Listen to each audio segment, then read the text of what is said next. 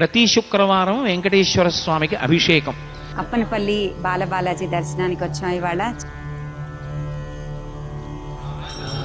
చాలా ఆనందంగా ఉంది. మేము పొద్దున 5:30కి అభిషేకానికి వచ్చాం.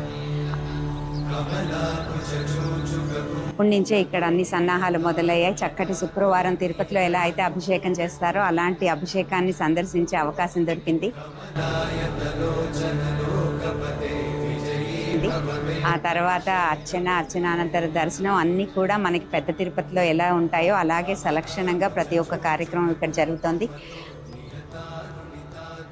అలాంటి అద్భుతమైన కార్యక్రమాల్లో పాల్గొనే అవకాశం ఇవాళ మాకు ఆ వెంకటేశ్వర స్వామి కల్పించినందుకు మేము సదా స్వామికి రుణపడి ఉంటాం. ఇక్కడికి వచ్చి కూర్చుని చూస్తుంటే చాలు ఆయన అనుగ్రహించేస్తాడు. అంత అద్భుతం.